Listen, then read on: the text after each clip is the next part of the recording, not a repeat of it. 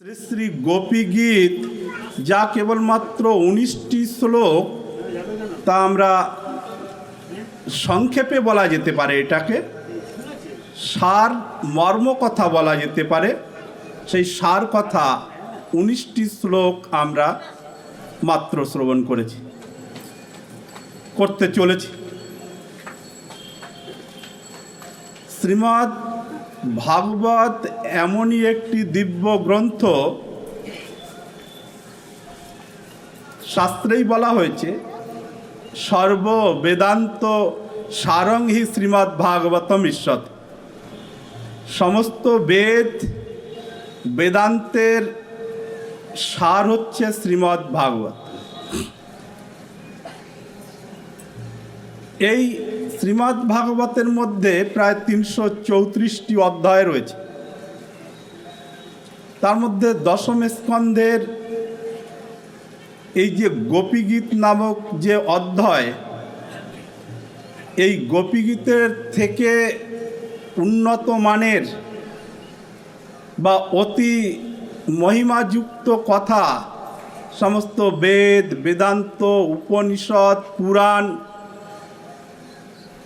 সমস্ত কিছু অধ্যয়ন করে যে ফল প্রাপ্ত হওয়া যাবে না, কেবলমাত্র গোপীগীত শ্রবণ করলে সেই ফল প্রাপ্ত হওয়া যায়, এমনই বলা হয়েছে গোপী গীতের মহিমার কথা প্রসঙ্গ। তাহলে সেই শ্রীমতী রাধারানী এবং গোপীদের যে প্রেম ভক্তির কথা, সাক্ষাৎ ভগবান বেদব্যাস এবং আমাদের আচার্যপাদগণ তারাও বলছেন এটা, অর্থাৎ মহিমা বর্ণন করা কারোর দ্বারাই সম্ভব নয়।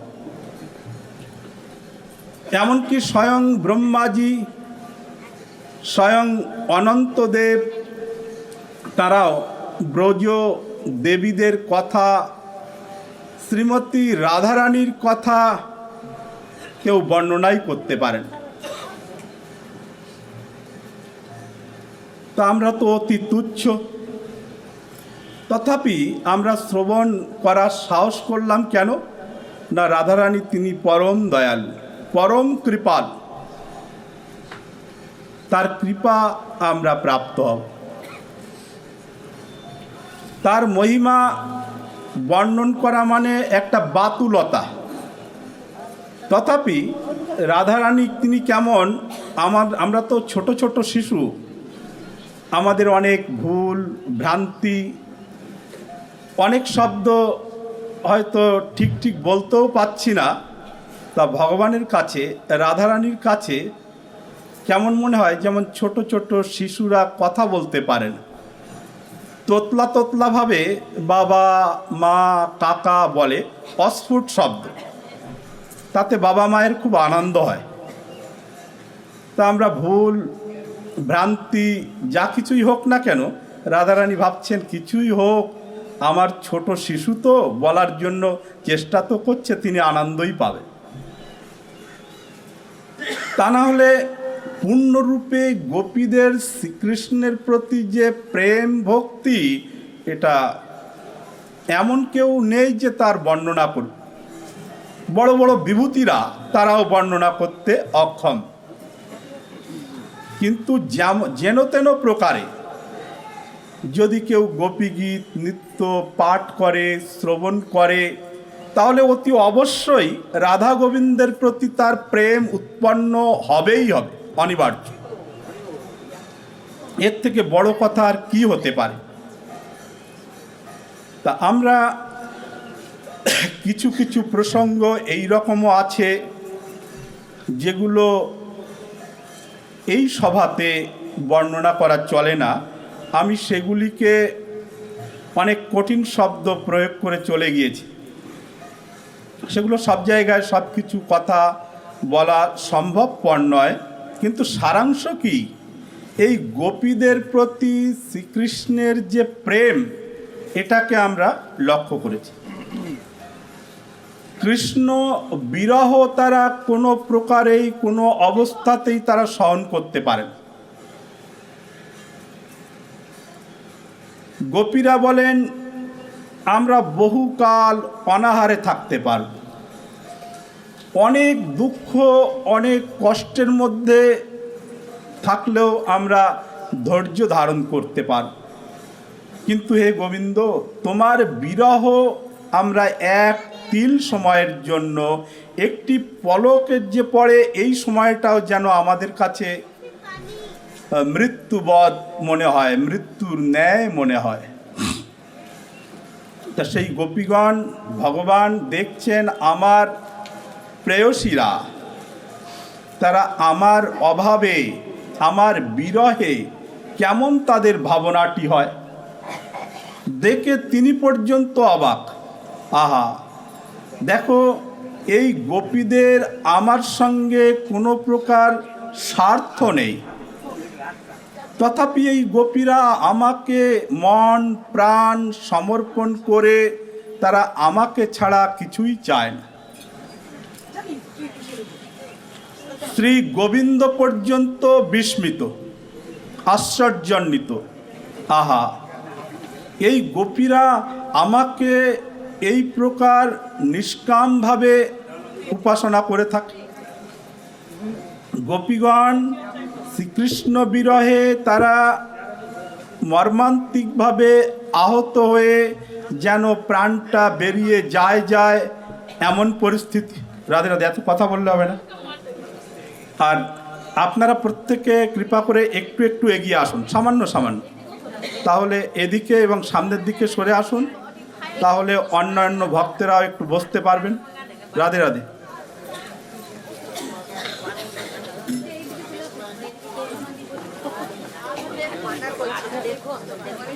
তো সেই গোপীগণ তারা কৃষ্ণ বিরহে বিলাপ পরায়ণা। রহস্যে সংবিদম হৃচ্ছয়োদয়ম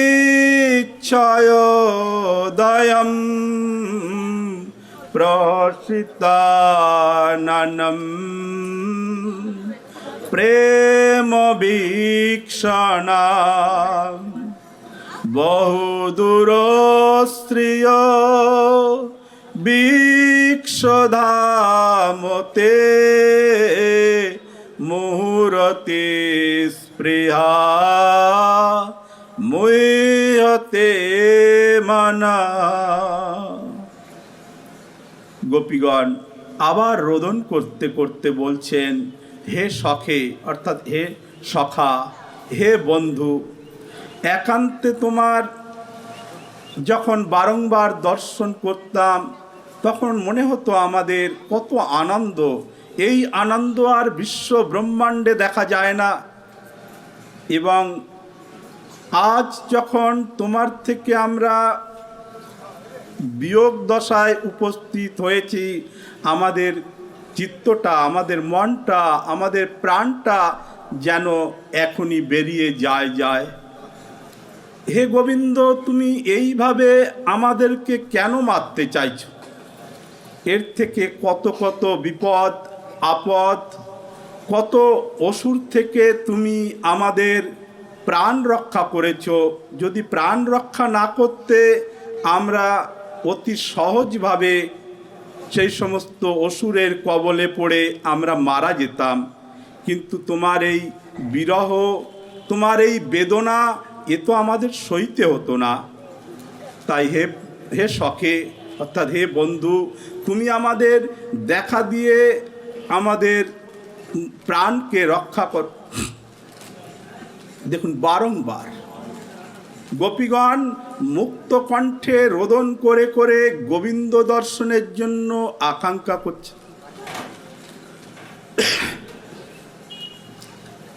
তাহলে গোপীগণ শ্রীকৃষ্ণ ব্যতি রেখে অন্য কিছুই চান না। কৃষ্ণ সুখৈক তাৎপর্যম, তারা কৃষ্ণ সুখের জন্য নিজেদের পরিবর্গকে ছেড়ে তারা গোবিন্দের চরণকে আশ্রয় করেছিলেন। তারা এখন সেই কৃষ্ণ বিরহে যমুনার তীরে উপনীত হয়ে নিজ নিজ প্রাণকে বিসর্জন দেওয়ার জন্য প্রস্তুতি নিয়েছে। গোবিন্দ তাদের মধ্যে লুকিয়ে থেকে দেখে ভাবছেন, তাই তো আমার প্রিয়া শ্রীমতী রাধারানী এবং তার সখীরা আমাকে এত ভালোবাসে, তাহলে আমার মধ্যে এমন কি দিব্য আকর্ষণী শক্তি আছে, এটা তো আমি নিজেও জানি না। গোবিন্দের ইচ্ছা হলো যে আমিও যদি আমাকে আস্বাদন করে দেখতাম, তাহলে আমি বুঝতে পারতাম যে আমার মধ্যে এমন কোন দিব্য আকর্ষণী সত্তা বিদ্যমান আছে। এই লোভেই শ্রীমান চৈতন্য রূপে অবতীর্ণ হয়ে শ্রীকৃষ্ণই স্বয়ং রাধাভাবে বিভাবিত হয়ে, অর্থাৎ রাধারানী যেমন কৃষ্ণভাবে বিভাবিতা হতেন, তদ্বৎ এখানে শ্রীমান মহাপ্রভু নিজের রূপ, নিজের গুণ এবং নিজের কৃপা এবং নিজের আকর্ষণ কেমন, এটা অনুভব করার জন্য তিনি শ্রীমান চৈতন্য রূপে, তাও আবার রাধারানী মিশ্রিত শ্রীঅঙ্গ, যে সেই গোবিন্দকে ভালোবেসে গোপীরা কি আনন্দ পায়, তাই তো তিনি গোপী ভাবকে আশ্রয় করে তিনি কৃষ্ণ চিন্তন করতেন। আহা, সেই শ্রীকৃষ্ণ তাহলে কেমন, কত সুন্দর, এটাকে কেবল আস্বাদন করার জন্যই শ্রীমান মহাপ্রভুর মুখ্য অবতার। এতদ ব্যতিরেকে ভগবান তিনি অবতীর্ণ হলে তো জীবকে উদ্ধার করেন, ভক্তকে রক্ষা করেন, দুষ্ট দিগকে বিনাশ করেন, এটা তার স্বাভাবিক ধর্ম। তা তাহলে শ্রীকৃষ্ণ নিজে পর্যন্ত মোহিত হয়ে, আকর্ষিত হয়ে যে আমি কেমন, আমি সেটা জানতে চাই, আস্বাদন করতে চাই, তাই তো তিনি অর্থাৎ ভগবান শ্রীকৃষ্ণ শ্রীমান চৈতন্য মহাপ্রভু রূপে অবতীর্ণ হয়ে রাধা প্রেম কেমন, গোপী প্রেম কেমন, এটাকে আস্বাদন করার জন্য তিনি অবতীর্ণ হয়েছিলেন। বল শ্রীমান চৈতন্য দেব কি জয়। ব্রজবনৌকশম ব্যক্তিরাঙ্গতে ব্রেজিনান্ত্রালম বিশ্বমঙ্গলম তেজমনাক্ষণাস তৎস্পৃহাত্মনাং সজন হৃদ্রুজং ইয়ান্নিষুদানাম। হে কৃষ্ণ, ব্রজবাসী এবং ব্রজবাসীগণের দুঃখ নিবারণার্থে তোমার এই আবির্ভাব, তোমার অবতরণ নিরতিশয় দুঃখনাশক এবং বিশ্বের মঙ্গল স্বরূপ। তোমার স্পৃহা দ্বারা আমাদের মন অতি পীড়িত, অতএব যা তোমার এই স্বজনগণের মনোরোগ নিবর্তন ঔষধ আমাদের প্রতি কিঞ্চিত মাত্র তা বিতরণ কর। আর একটু সহজভাবে শ্রবণ করি। গোপীগণ বলছেন, হে প্রাণনাথ, হে প্রাণবল্লভ, তোমার যে অবতার, এই অবতারের কারণ তুমি ব্রজবাসীদের রক্ষা করবে, এই পৃথিবীর সমস্ত দুষ্টগণকে বিনাশ করবে এবং তুমি এই বিশ্বের মঙ্গল স্বরূপ। তোমার এই পৃথিবীতে অবতার গ্রহণ করা মানে কি? সমস্ত পৃথিবীর জগজীবের পরম কল্যাণ সাধন করা। কিন্তু তুমি আমাদের সঙ্গে এই প্রকার ব্যবহার কেন করছো? তুমি কি জানো না যে আমাদের হৃদয়ের মধ্যে তোমার বিরহরূপ অসুর পুনঃ পুনঃ দংশন করে আমাদের প্রাণান্ত করতে চলেছে? তুমি তো সবই জানো, তবে আমাদের দেখা কেন দিচ্ছ না? কৃপা করে, দয়া করে এই অবলা অধমা নারীগণের প্রতি তুমি কৃপা প্রকাশ করে আমাদের দর্শন দাও। এইভাবে বারংবার প্রার্থনা করছে। তাহলে গোপীগণ তারা এমন কি পুণ্য করেছিল, গোপীগণ এমন কি তপ করেছিল যার ফলে তারা শ্রীকৃষ্ণের প্রতি সমর্পিতা আত্মা। এই গোপীগণ তারা তো পূর্বে সাধারণ কেউ ছিলেন না, বড় বড় তপস্বী ছিলেন, ত্রিকালদর্শী মুনি ছিলেন। একবার ভগবান ত্রেতা যুগে রামচন্দ্র রূপে দণ্ডক অরণ্যে, যেখানে সমস্ত ঋষিকুল তপস্যা করেন, সেখানে গিয়েছে। ভগবান শ্রী রামের দর্শন প্রাপ্ত হয়ে রূপে আকৃষ্ট হয়ে সেই ঋষিরা প্রার্থনা করলেন যে আমরা আপনার সেবিকা হতে চাই। ভগবান শ্রী রামচন্দ্র বললেন এই অবতারে সম্ভব নয়, এখানে অনেক কারণ। তবে আমি যখন শ্রীকৃষ্ণ রূপে দাপর যুগের শেষ ভাগান্তে ব্রজে অবতীর্ণ হব, তখন তোমরা আমার সেবিকা রূপে জন্ম পরিগ্রহ করে আমার সেবা প্রাপ্ত হবে। সেই দণ্ডকারণ্যের ত্রিকালদর্শী মুনিরা তারাও তপস্যা করে ব্রজের গৃহ থেকে, গোপীদের গৃহ থেকে গোপী রূপে জন্ম পরিগ্রহ করে তারা রামচন্দ্রের সেবায় এসেছিল। এছাড়া কিছু শ্রুতি এবং অন্যান্য সমস্ত মহা ত্রিকালদর্শী মুনিরা তারা লক্ষ লক্ষ বৎসর ধরে তপস্যা করে ব্রজে এসে গোপীদের বা গোপেদের গৃহ থেকে জন্ম পরিগ্রহ করে তারা শ্রীকৃষ্ণের দাসী হয়েছে। আমরা ভাবছি যে আমরা পুরুষ, তাহলে প্রতি জন্মেই বোধহয় পুরুষ ছিলাম, এমন নয়। যারা মহিলা তারা ভাবছেন আমি বোধহয় জন্ম জন্ম ধরে বোধহয় নারী ছিলাম, তাও নয়। এ তো পরিবর্তন হতে থাকে সংস্কার অনুসারে, চিন্তন অনুসারে। অন্তে জামতি স্বাগতি।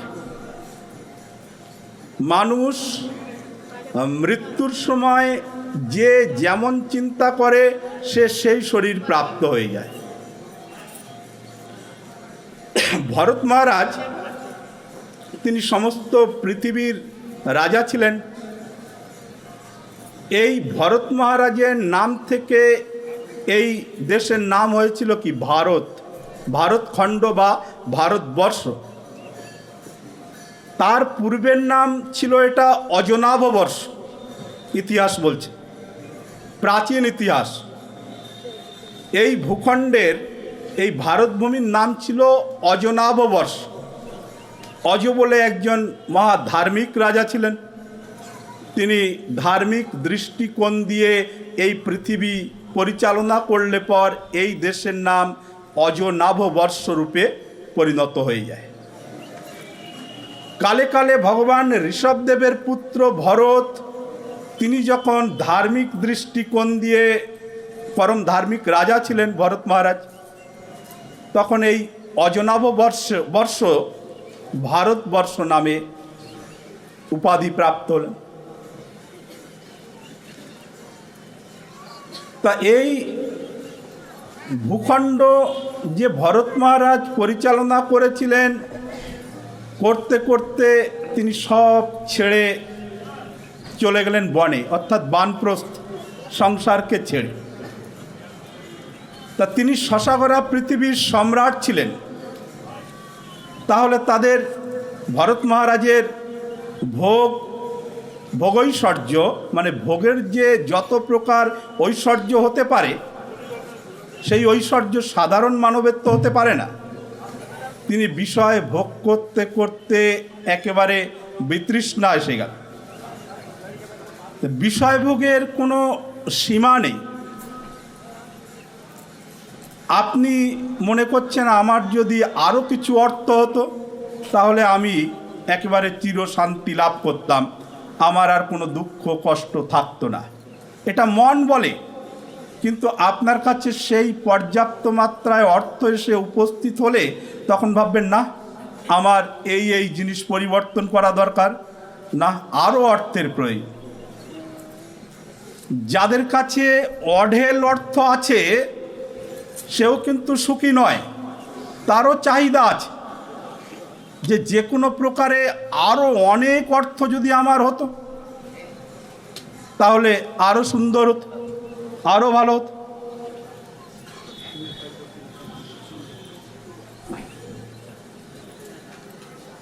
তা এই কামনা বাসনার কোনো শেষ নেই।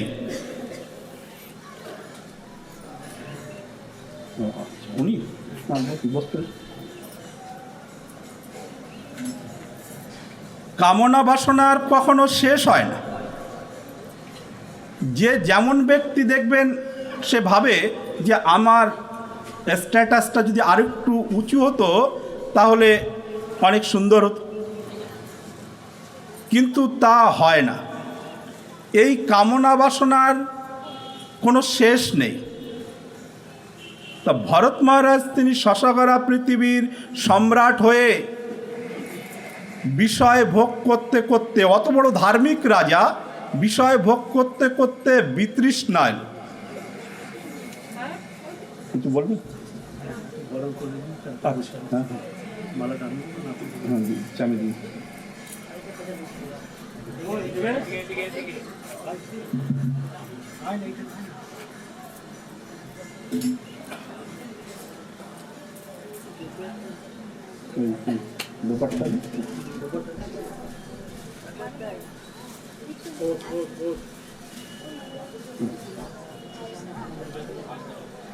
সবাই উলুধ্বনি দেবেন।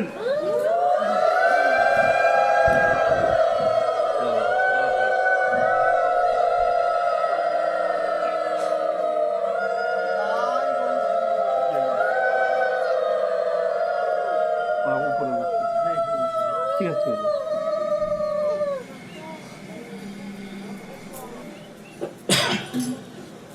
জয় জয় শ্রী রাধে শ্যাম, নিতাই গৌর হরি বল। তা বিষয় বাসনার কোনো শেষ নেই। আমাদের কিবা অর্থ আছে, কিন্তু যিনি সম্রাট তার কাছে অর্থের তো কোনো কমি থাকে না। তা ভরত মহারাজ তিনি পর্যন্ত বিষয় থেকে বিরত হয়ে দেখলেন এই পৃথিবীতে যত সম্পদ আছে যদি একজনকে দিয়ে দেওয়া যায় সেও পূর্ণতা লাভ করতে পারে না। সেভাবে আমার যদি আরও কিছু হতো, এটা ভগবানের মায়া। আবার দেখবেন একজন সাধু কিছুই নেই, থাকে গাছের তলায়, খিদা লাগলে ভিক্ষা করে খেয়ে নেয়, দেখবেন কত আনন্দে আছে, কত মৌজ মস্তিতে রয়েছে, ভগবানের নাম কীর্তন করে করে আনন্দে আছে। তা ভরত মহারাজ সব কিছু ছেড়ে চলে গেলেন ভগবানের মায়ার কবলে পড়ে হরিণ শিশুকে প্রাপ্ত হয়ে মৃত্যুর সময় হরিণের চিন্তা করতে করতে তার হরিণ জনি প্রাপ্ত হলো, হরিণ রূপে জন্মগ্রহণ করল। তা শ্রীমদ্ ভাগবত বলছেন অন্তে জামতি স্বাগতি। ভগবদ গীতাতেও সেই একই কথা বলেছেন। আমি তো এখানে বিস্তার করছি না, কেবল রেফারেন্সের জন্য কথাটা টেনে নিয়ে আসলাম। তা বিষয় ভোগ করতে করতে বিতৃষ্ণা আসলে পর তিনি চলে গেলেন বানপ্রস্থ। ভগবানকে পেয়ে যাবেন এমন অবস্থাতে ভগবান পরীক্ষায় ফেললেন।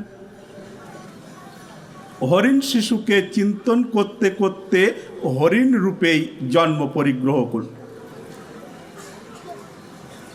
তা বৈষ্ণব দর্শন বলছে যে আমরা যে এখন পুরুষ আছি সুতরাং পর জন্মে পুরুষই ছিলাম তা নয়। যারা নারী তারা যে এই জন্মে নারী অতএব পূর্ব জন্মে নারী ছিলেন তাও নয়। যে মৃত্যুর সময় যেমন চিন্তা করে সে সেই শরীর প্রাপ্ত হয়। এই যে দেখুন, শ্রী গুরুদেব আমাদের মন্ত্র দিয়েছেন, হরিনাম জপ করো, কীর্তন করো, পাঠ করো, শ্রবণ করো। কেন জানেন তো?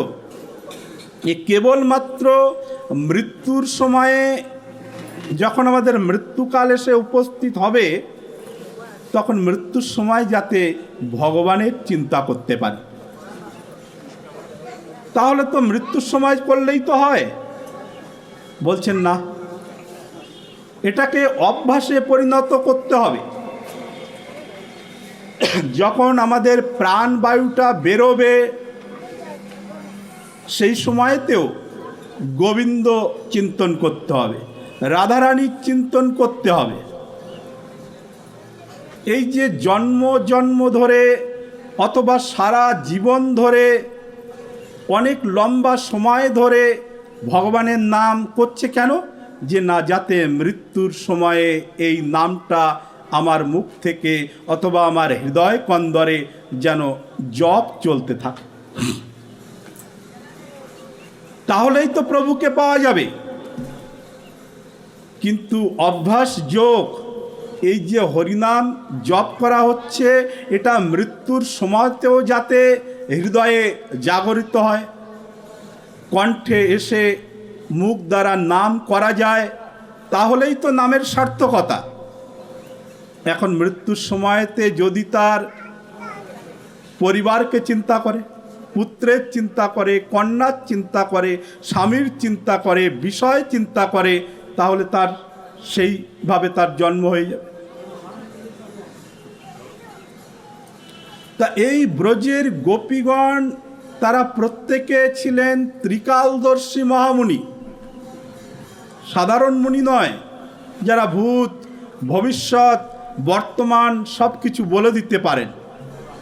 ইয়মবিধ মুনি ঋষিরা জপ করে করে হাজার হাজার লক্ষ লক্ষ বছর জপ করেছেন।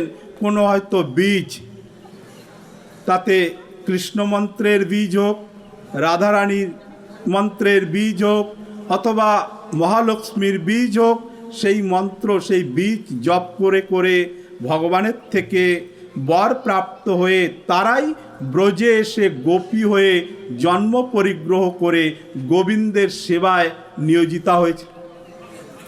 এরা গোয়ালিনী নয়, তো লীলাক্ষেত্রে আমরা দেখছি গোয়ালিনী, কিন্তু তারা তো সব বড় বড় ত্রিকালদর্শী মুনিরা, তাদের সঙ্গে কারোরই তুলনা করা যায় না। ব্রজ দেবীদের, ব্রজ গোপীদের সঙ্গে বলছেন সাক্ষাৎ মা লক্ষ্মীরও তুলনা করা চলে না। তারা শ্রীকৃষ্ণের অত্যন্ত প্রিয়া। ভগবান শ্রীকৃষ্ণ যখন পুতনাকে মায়ের গতি প্রদান করে গোলকে স্থান দিয়েছিলেন, ব্রহ্মাজি জিজ্ঞাসা করেছিলেন যে রাক্ষসী আপনাকে হত্যা করার জন্য এলো, আপনি তাকে ধাত্রীগতি অর্থাৎ মায়ের গতি প্রদান করলেন। তবে এই ব্রজবাসীরা, এই ব্রজগোপীরা, তারা আপনাকে ছাড়া কিছু জানে না, বোঝে না। তারা তো আপনাকেই সমস্ত কিছু সমর্পণ করেছে। তাহলে এদেরকে আপনি কি দেবেন? শ্রী গোবিন্দ চিন্তাযুক্ত হলেন, ভগবান তিনি পর্যন্ত চিন্তাযুক্ত হলেন। প্রশ্নটা করেছেন কে? আদিকবি ব্রহ্মাজি। শ্রী গোবিন্দ বললেন, দেখো ব্রহ্মা, হে আদিকবি, তুমি অনেক কঠিন প্রশ্ন করেছ, ভগবানের কাছে প্রশ্নটা কঠিন লাগছে। হে আদিকবি ব্রহ্মা, এই ব্রজ গোপীদের ঋণ আমি কোটি কোটি জন্ম ধরেও শোধ করতে পারব না।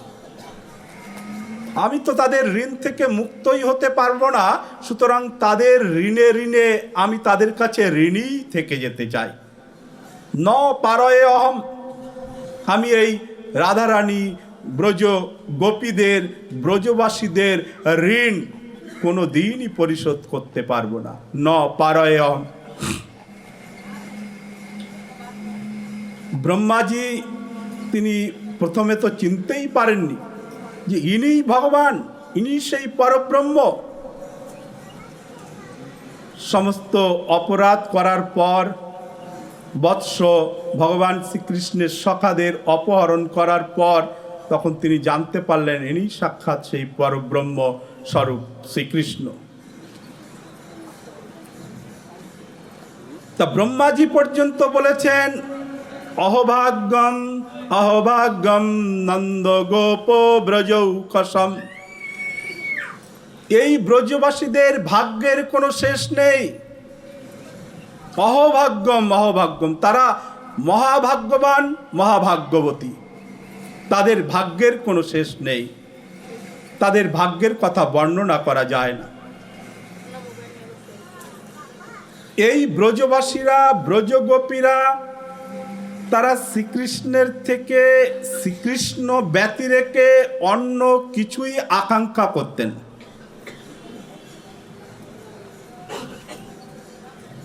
আমাদের যদি কোনো দেব দেবী বা সাক্ষাৎ ভগবান তিনি যদি সাক্ষাতে বলেন যে হে ভক্ত বলো তোমার কি প্রয়োজন, আমাদের তো মাথাটাই নষ্ট হয়ে যাবে, বড় লিস্ট তৈরি করে ফেলবো কি কি চাই। কিন্তু যারা শুদ্ধ ভক্ত তারা গোবিন্দকে ছাড়া কিছুই চান না। প্রহ্লাদজি মহারাজকে নৃসিংহ ভগবান তিনি বলেছিলেন হে বৎস প্রহ্লাদ, তুমি আমার থেকে কিছু বর চেয়ে নাও।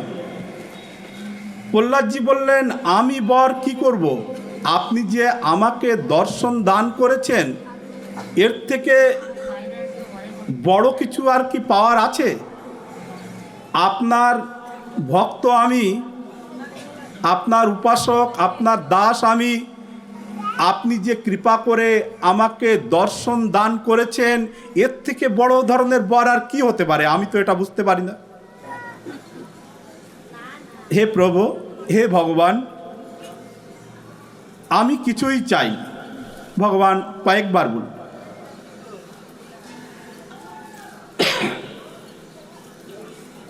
ভাবছেন তাই তো, কোনো মহাপুরুষ বা ভগবান বা সম্মানিত ব্যক্তিও যদি বারবার কিছু বলে সেটাকে গ্রহণ করা উচিত। এইভাবে বলছেন প্রভু আপনি যখন বলছেন আপনি বরদ, অর্থাৎ আপনার সঙ্গে কারো সাক্ষাৎ হলে বর গ্রহণ করতে হয়, এটা আপনি ঈশ্বর, এটা আপনার একটা স্বাভাবিক বরদ ঈশ্বর আপনাকে বলা হয়। এই জন্য তা আপনি যখন আমাকে বরই দেবেন তাহলে আমাকে এই বর দিন যেন আমি আপনার থেকে কোনো কিছুই, কোনো বরই, কোনো কিছুই আকাঙ্ক্ষা না করি। দেখুন কেমন বর চাইল। ন সভৃত্য সবই বণিক, যারা ভগবানের উপাসনা করে কিছু আকাঙ্ক্ষা করেন তারা দাস নয়, তারা ভক্ত নয়, তারা তো বণিক অর্থাৎ ব্যাপারী।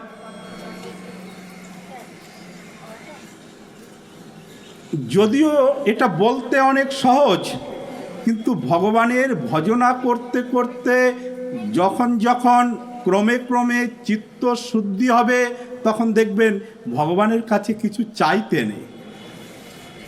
আরে না চেয়েই যদি সব কিছু পাওয়া যায় তাহলে বোকার মতন যাঞ্চা করার কি প্রয়োজন? চাওয়ার প্রয়োজন নেই। ইহ জগতে সকলেই কামনাযুক্ত, বাসনাযুক্ত। কামনা বাসনার কোনো শেষ নেই। পুষ্কর তীর্থে পৌরাণিক একটি উপাখ্যান মনে পড়ল। পুষ্কর তীর্থে ব্রহ্মাজির এই পৃথিবীতে একটি মাত্র মন্দির। ব্রহ্মাজির ব্যক্তিগত পার্সোনাল মন্দির আছে কেবলমাত্র পুষ্কর তীর্থ। ব্রহ্মাজির যদি আপনি কোনো মূর্তি দেখেন দেখবেন মহাদেবের সঙ্গে রয়েছে, মহাদেব পরিবার বর্গের মধ্যে সেখানে ব্রহ্মাজির একটি মূর্তি রয়েছে, বা কোথাও গণেশজি আছে সেখানে ব্রহ্মাজির মূর্তি আছে, কিন্তু একেবারে পৃথক রূপে একমাত্র এই পৃথিবীতে একটি মন্দির পুষ্কর তীর্থে, বহু প্রাচীন কথা, এটি সত্য যুগ থেকে চলে আসছে। এক মানব সে ভাবল যে আমি অতি সত্বরে কাকে সন্তুষ্ট করতে পারি। অকস্মাৎ নারদ মুনির সঙ্গে দেখা হয়। নারদজিকে বললেন, দণ্ডবাদ প্রণাম আদি ইত্যাদি তো আছি, যে হে মহামুনি, আপনি আমাকে এই কথা বলুন, এই আমি অন্য সকলের মতন জন্ম জন্ম ধরে কৃষ্ণ কৃষ্ণ করে ভগবানকে পেতে পারব, এ অনেক কঠিন। আপনি আমাকে একটা সহজ সরল যুক্তি দিন যে আমি কোন ভগবানকে ডাকলে অতি তাড়াতাড়ি সন্তুষ্ট হবেন এবং আমার ইচ্ছা পূর্ণ হবে। বলছেন, আরে তুমি তো পুষ্কর তীর্থে দাঁড়িয়ে আছো, তুমি এখানে ব্রহ্মাজির উপাসনা করো। ভক্ত উৎকট তপস্যা আরম্ভ করে ব্রহ্মাজির সাক্ষাৎকার লাভ করলেন। ব্রহ্মাজি বললেন, বৎস, আমি তোমার তপস্যায় অতীব সন্তুষ্ট হয়েছি, আমার থেকে তুমি 3টি বর চাও। ভগবান শ্রীবিষ্ণু মহাদেব ভগবানকে এবং ব্রহ্মাজিকে এজন্য অনেকবার বকুনি দিয়েছে যে যাকে তাকে এইভাবে বর দাও। ব্রহ্মাজি বিপদে পড়ছে, অন্তত একটা বরের কথা বললে না হয় কিছুটা হতো, সন্তুষ্ট হয়ে বলছেন 3টে বর নাও। সেই ভক্তর তো কিছুই নেই, বলছেন যে প্রভু, আমার একটি সুন্দর প্রাসাদের প্রয়োজন, বাংলো। বললেন তথাস্তু। বলছেন, প্রভু, আমার এত অর্থ দিন যে আমি সারা জীবনে 2 হাত দিয়ে ওড়ালেও শেষ হবে না। তথাস্তু। আর 3য় বর? বলছেন 3য় বর আবার যখন বর চাইব তখন 3টে দেবেন। ব্রহ্মাজি সহজ সরল বুঝতে পারলেন, 2টো বর চেয়ে নিল। 3য় বরের বেলা বলছে যে ঠিক আছে, আরেকটা বর বাকি থাক, আবার যখন আমার দরকার হবে আবার 3টে বর চেয়ে নেব। দেখুন কেমন দুষ্ট মানব। ব্রহ্মাজি তো সিধা সাদা ভগবান, তিনি ভগবানের অংশ, ভগবানের আত্মার থেকে উৎপন্ন। তিনি ভাবলেন তথাস্তু বলে চলে গেলেন। 3টে বর বাকি রয়ে গেল। ব্রহ্মাজি ভাবলো ঠিক আছে, মানব অনেক দুঃখে কষ্টে থাকে, আবার 3টে বর চাইলে দিয়ে দেবো, কি আছে। বহুদিন চলে গেল। ভক্ত তো বিশাল বাংলো, তার ভিতরে সব স্নান করার পুকুর, যাকে সুইমিং পুল বলা হয়, সমস্ত কিছু সুন্দর ব্যবস্থা রয়েছে। অনেক দিন পরে এমন বর্ষা হয়েছে, অনেক দিন ধরে যে রং খারাপ হয়ে গেছে, বর্ষায় ভিজে সর্দি কাশি হয়ে গেছে। মূর্তির সামনে বসে বলছেন, হে ব্রহ্মাজি। ব্রহ্মাজি প্রকট হয়েছে, বলছেন, বলো বৎস, আমাকে কি জন্য চিন্তন করেছো? বলছেন, কেন, ওই যে 3টে বর বাকি ছিল। হ্যাঁ হ্যাঁ, আচ্ছা ঠিক আছে, তুমি 3টে বর তাড়াতাড়ি নিয়ে ফেলো, আমার তো অনেক কাজকর্ম থাকে, প্রভুর সেবা করতে হয়, অনেক কাজকর্মই থাকে। বৎস, তোমার 3টে বরের কথা আমার মনে আছে, তুমি নিয়ে নাও। বলছেন যে প্রভু, আমার সমস্ত বিল্ডিংয়ের অর্থাৎ প্রাসাদের রং একেবারে ফিকা ফিকা হয়ে গেছে, এটা ঠিক করে দিতে হবে। তথাস্তু। সঙ্গে সঙ্গে ঠিক হয়ে গেল, না মিস্ত্রি লাগলো না কিছু লাগলো। আর বলছেন, এই বর্ষা হয়েছে এত না, আমার সর্দি জ্বর হয়ে গেছে, এটাও ঠিক করে দিন। বললেন তথাস্তু। ব্রহ্মাজি বলছেন 3য় বর? বলছেন 3য় বর কেন, ওই যে আবার যখন চাইবো আবার 3টে বর। ব্রহ্মাজি বুঝতে পারলেন এ বেটা আমাকে ব্ল্যাকমেল করছে। ব্রহ্মাজি বিপদে পড়লেন। এবারে তার গায়ে যদি মশা মাছি বসে, এই রকম অবস্থা হয়ে গেল। হে ব্রহ্মাজি, 2টো বর নিয়ে বলে 3টে বর আবার চেয়ে নেবে, বিপদে পড়ে গেল। ব্রহ্মাজি তো সৃষ্টি সংরচনা করবেন, প্রভুর আদেশকে মেনে চলবেন, না তার এই সমস্ত কাজ করে বেড়াবেন। তিনি একবার ররুদ্যমানা হয়ে কাঁদতে কাঁদতে ভগবান বিষ্ণুর কাছে গেলেন। যেতে চাইছিলেন না, ভাবছেন যদি 3টে বর নিয়ে বিষয়টা রফাদফা হয়ে যায় তাহলে আর বিষ্ণুকে গিয়ে বিরক্ত কেন করব, প্রভুর কাছে কেন যাব। কারণ ব্রহ্মাজি এমন বর আরও অনেককে দিয়েছিলেন, যেমন হিরণ্যকশিপুকে দিয়েছিলেন, না দিনে মরবে, না রাত্রে মরবে, না মানুষ দ্বারা, না বানর দ্বারা, না অস্ত্র দ্বারা, না শস্ত্র দ্বারা, না ব্রহ্মার সৃষ্ট কোনো জীবের দ্বারা। শেষ পর্যন্ত ভগবান বিপদগ্রস্ত হয়ে অনেক সব রকম ক্যালকুলেট করে দেখলেন আমি একদিকে মানব থাকবো, একদিকে নৃসিংহ অর্থাৎ সিংহের মুখ থাকবে, তাহলে না মানব না পশু ইত্যাদি চিন্তা করে তিনি হিরণ্যকশিপুকে বড় মুশকিলে বধ করেছিলেন। ব্রহ্মাজি ভাবছেন আবার যদি যাই তাহলে তো আমাকে আবার বকুনি দেবে, কিন্তু এ তো মহা বিপদে পড়েছে। সেই ভক্তের তো গায়ে মশামাছি বসলেও বলে হে ব্রহ্মাজি বিপদ। বিনা নিরুপায় হয়ে তিনি ভগবান শ্রীবিষ্ণুর কাছে গিয়ে স্তুতি করতে লাগলেন। ভগবান তো বুঝতে পারলেন, বলছেন দেখো ব্রহ্মাজি তুমি কি বলতে চাও বলো। বললেন প্রভু এই ব্যাপার, মর্তের এক দিনহীন কাঙাল দরিদ্র আমার উপাসনা করলো, আমি সন্তুষ্ট হলাম, তাকে বর দিয়ে আমি এই বিপদে পড়েছি। যখন তখন হে ব্রহ্মাজি আমি গিয়ে উপস্থিত হতে হয়, আমাকে বর তো মিথ্যা যাবে না। ও তাহলে আবার সেই সমস্ত করেছো, তোমাকে বলেছি না বর দেবে না তুমি। প্রভু ভুল হয়ে গেছে। বলছে আগেও কতবার বলেছো ভুল হয়েছে, না আর হবে না, এই আমি কর্ণ ধারণ করছি, আর হবে না প্রভু, এইবারটা আপনি রক্ষা করুন। সে 3 বর আর জীবনে শেষ হবে না, আমি শেষ হয়ে যাব, কিন্তু ওই ভক্তের 3 বর আর শেষ হয় না। প্রভু কৃপা করে দয়া করে আমার প্রতি একটু কৃপা করুন। ভগবান শ্রীবিষ্ণু তিনি বাগদেবী অর্থাৎ মা সরস্বতীকে চিন্তন করলেন।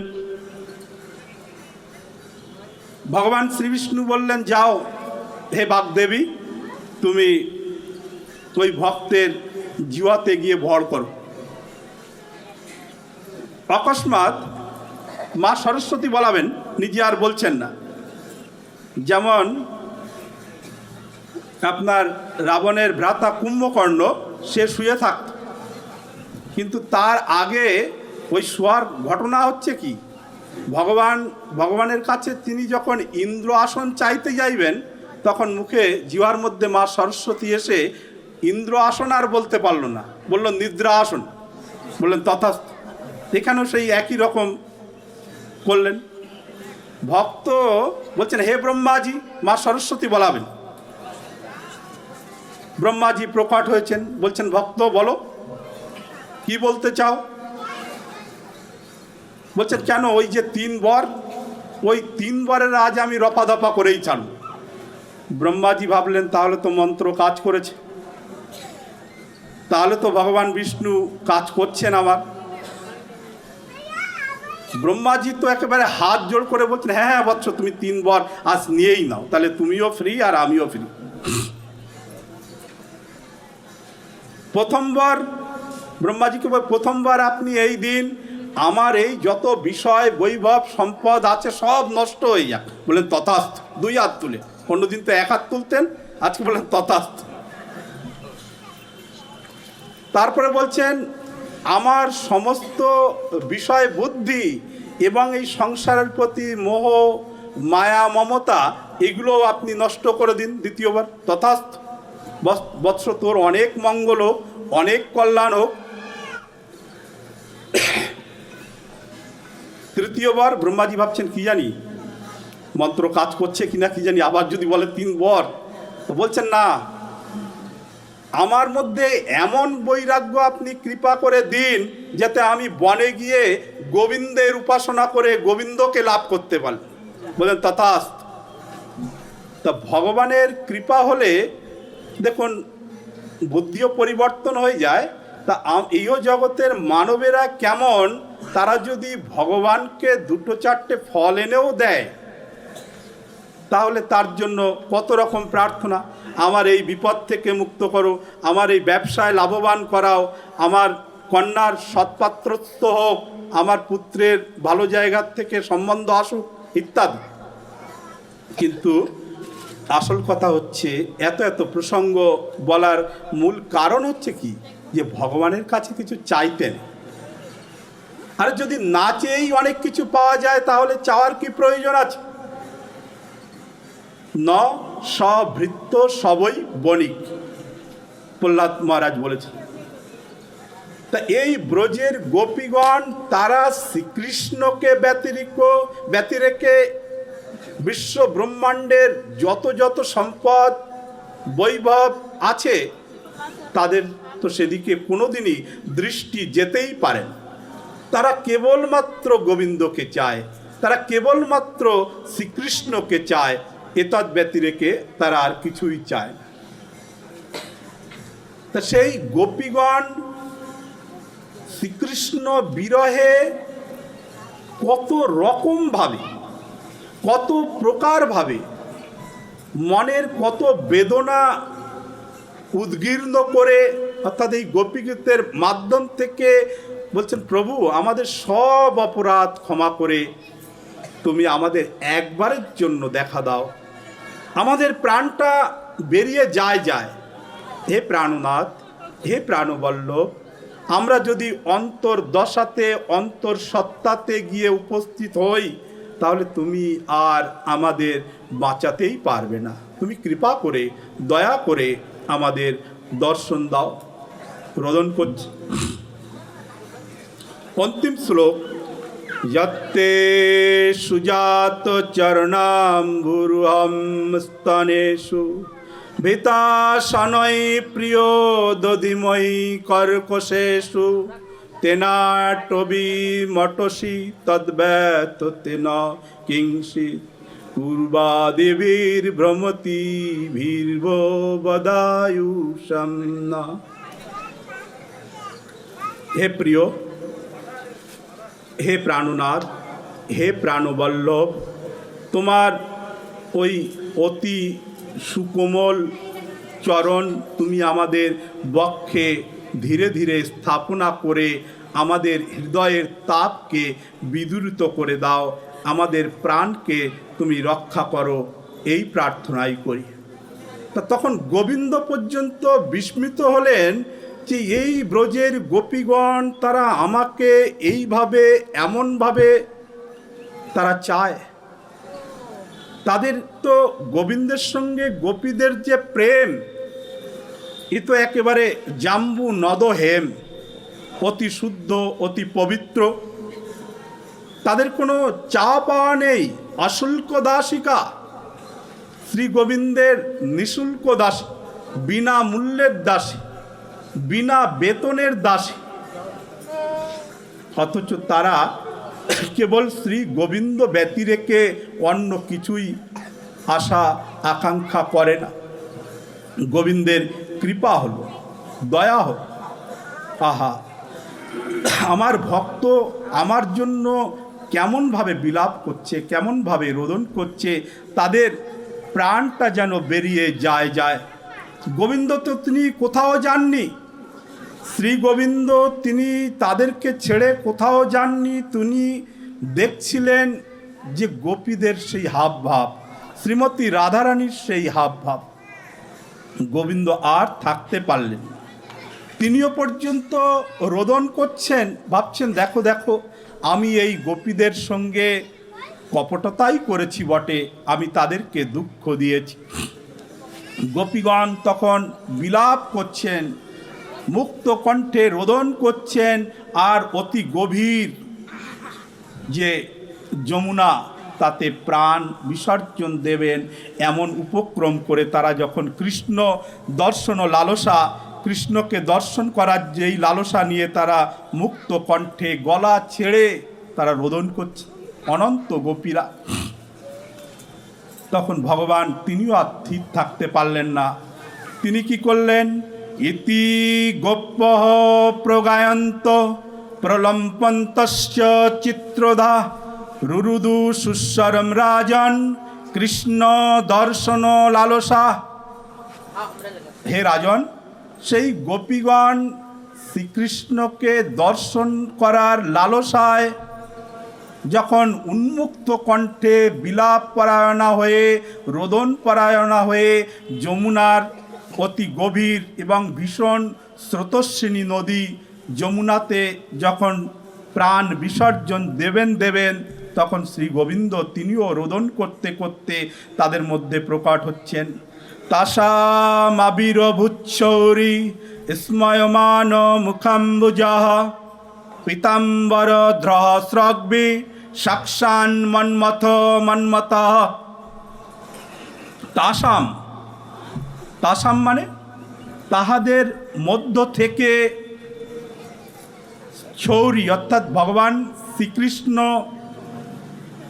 তিনি নিজের পীতাম্বর নিজের হাতে ধারণ করে, অর্থাৎ একদিকে বলা যায় গলায় গামছা দিয়ে, সাধারণ শব্দে তিনি তাদের যেন চক্ষুর জল মুছে দেবেন এমনভাবে পীতাম্বর দ্রহস্রগ্বি, পীতাম্বরকে এইভাবে ধারণ করে তিনি সমস্ত সকলের সম্মুখে তিনি কামদেবের ন্যায় প্রকট হলেন।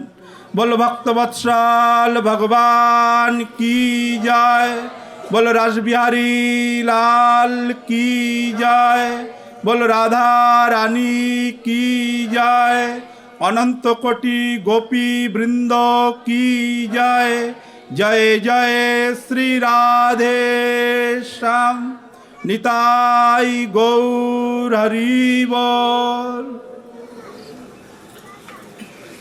শ্রী গোবিন্দ যখন সম্মুখে তাদেরকে পুনঃ দর্শন দান করলেন, সেই সমস্ত গোপীরা তারা শ্রীকৃষ্ণকে দেখে অবাক হয়ে তাকিয়ে থাকলেন। তারা যেন নয়ন দিয়ে শ্রীকৃষ্ণের রূপরাশিকে নয়ন দিয়েই পান করতে লাগলেন। কোনো গোপী গিয়ে শ্রীকৃষ্ণের বাহু ধারণ করলেন, দক্ষিণ বাহু বাম বাহু। কোনো গোপী শ্রীকৃষ্ণের কর স্পর্শ করছেন, কোনো গোপী শ্রীকৃষ্ণের পীঠদেশ স্পর্শ করছেন, কোনো গোপী ভগবান শ্রীকৃষ্ণের চরণমূলে পতিতা হলেন, কোনো গোপী শ্রীকৃষ্ণের চরণ নিজের বক্ষে আঁকড়ে ধরতে লাগলেন, আবার কোনো গোপী তার বিদ্রূপ আচরণ করতে লাগলেন। তারা ভুরুকুটি করে চক্ষুকে বেঁকিয়ে যেন মনে হচ্ছে রাগ না, এগুলো প্রেমেরই তাৎপর্য।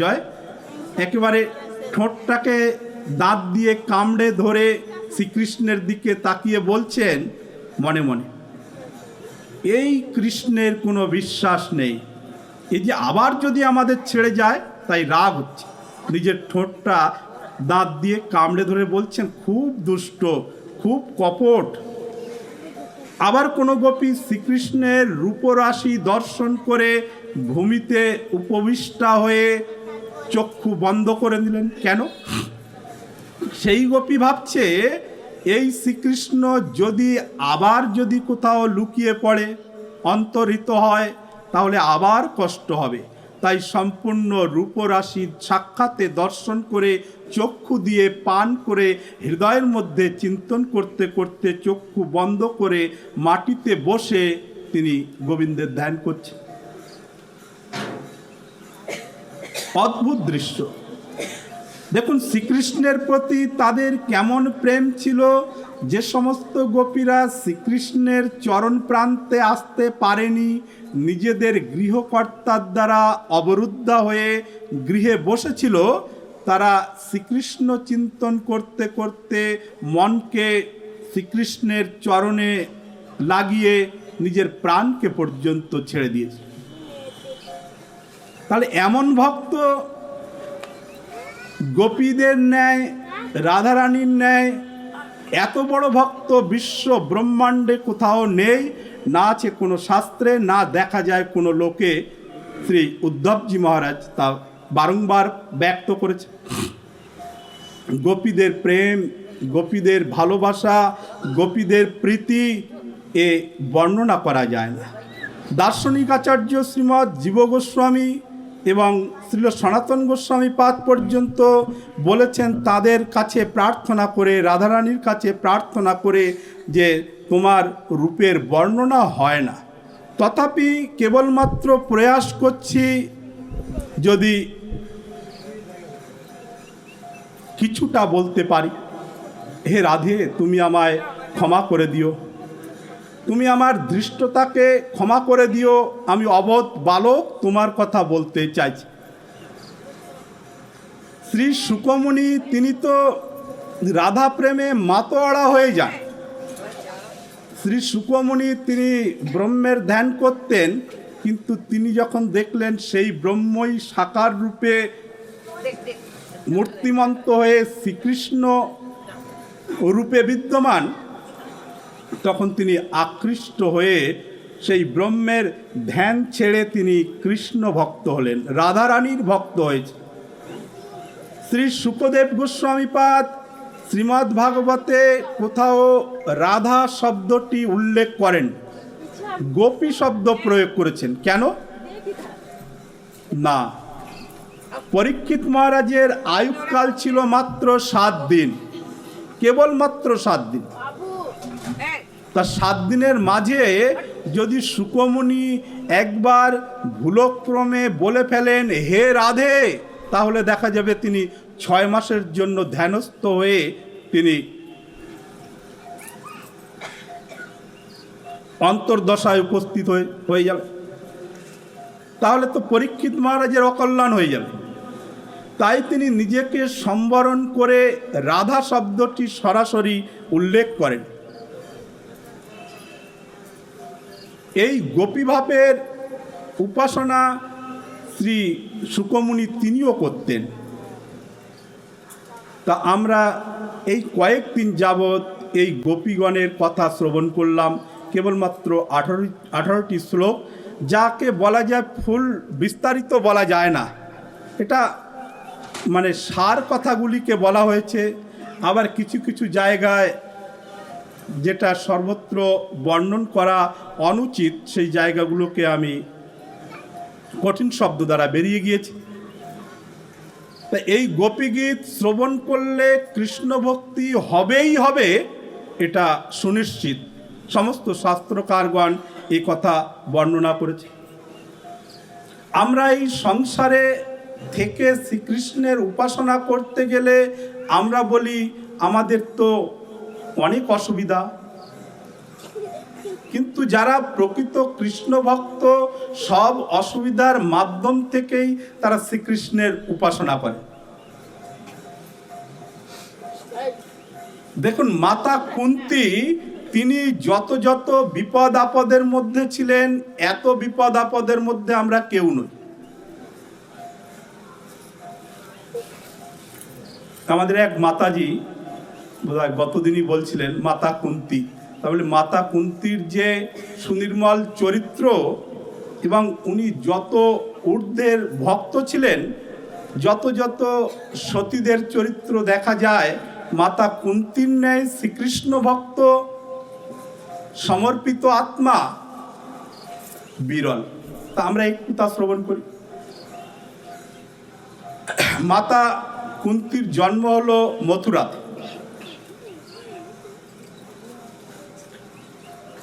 তার পিতার বন্ধু ছিল কুন্তিভোজ রাজা। কুন্তিভোজ রাজার কোনো সন্তান সন্ততি না থাকায় কুন্তির এক নাম হচ্ছে পৃথা। তা পৃথাকে, অর্থাৎ কুন্তি বলেই বলি যাতে বুঝতে সুবিধা হবে, তা দেবী কুন্তিকে কুন্তিভোজ রাজাকে সমর্পণ করলেন। কুন্তিভোজ রাজা সন্তানবিহীন থাকার দরুন কুন্তিকে পেয়ে নিজের সন্তানের আশা পূর্ণ হল। অকস্মাৎ দুর্বাসা মুনি সেখানে গিয়ে উপস্থিত হলেন। দুর্বাসা মুনির লীলা তো আপনারা সকলেই জানেন, বড় অদ্ভুত। দুর্বাসা মুনি একদিন কুন্তিভোজ রাজার নিকটে গিয়ে বললেন, আমি তপস্যা করে ক্লান্ত হয়ে গিয়েছি, আমাকে তুমি তোমার রাজধানীতে রাখো, আমি কিছুদিন এখানে বেশ ভালো মন্দ প্রসাদ পেয়ে শরীরটাকে ঠিক করব। অথচ দুর্বাসা মুনি কিন্তু দুর্বার রস ছাড়া কিছু খান না, লীলা। কুন্তিভোজ রাজা মহা চিন্তায় ডুবে পড়লেন, দুর্বাসা মুনির সেবক কোথায় পাবো আমি? তো কথায় কথায় অভিশাপ দেয়, কথায় কথায় ভস্ম করে দেবে। রাজাকে চিন্তাযুক্ত দেখে পৃথা অর্থাৎ কুন্তি দেবী তিনি বললেন, পিতাজি আপনি বেশ কয়েকদিন যাবৎ কি যেন চিন্তা করেন, আমাকে বলা যাবে না? বলছেন, আরে পুত্রী, তোকে তো বলা যেতেই পারে সব কথা। তোর মতন কন্যা এই বিশ্ব ব্রহ্মাণ্ডে কেউ পায় সহসা? কি বলো তো? বলছেন, দেখ পুত্রী, দুর্বাসা মুনি এসেছিল তপস্যা করে ক্লান্ত শ্রান্ত, বলছে এখানে কিছুদিন থেকে সুস্থ হবে, কিছু ভালো মন্দ প্রসাদ পাবে, কিন্তু তাকে সেবা করার মতো তো আমি কাউকে দেখি। বলছেন, কেন আমি আছি না? বলছেন, তুই পারবি রে?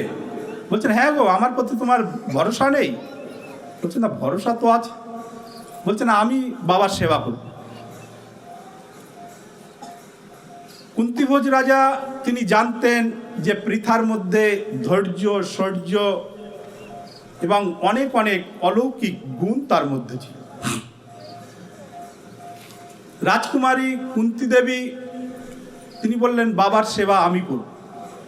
দুর্বাসা মুনির সেবা করতে লাগলেন। এমনকি পদসেবা পর্যন্ত করত। দুর্বাসা মুনি একদিন বলছেন, আরে কুন্তি মা, আমার কিছু শিষ্যরা কালকে কিন্তু খাবে এখানে। হ্যাঁ বাবা, কোনো অসুবিধা নেই, তো আমি নিজের হাতে রন্ধন করব। রাজকুমারী কুন্তি নিজের হাতে রন্ধন করলেন, বলে গেছেন 300 শিষ্য আসবে কিন্তু। আচ্ছা ঠিক আছে, আপনার চিন্তা নেই। 300 শিষ্যের রান্না করে সব প্রস্তুত করলেন। করার পরে খানিকক্ষণ পরে ঠিক প্রসাদ পাওয়ার আধা ঘন্টা আগে এসে বললেন, আরে কুন্তি পুত্রী, ও তারা আসবে না, বারণ করে দিয়েছে। আচ্ছা তাতে কি হলো? কোনো প্রকার অধৈর্যই ছিল না। অন্য কেউ হলে তো একেবারে কিছু না কিছু বলবেই। তাতে ঋষি যদি রুষ্ট হয় অভিসম্পদ প্রদান করবে।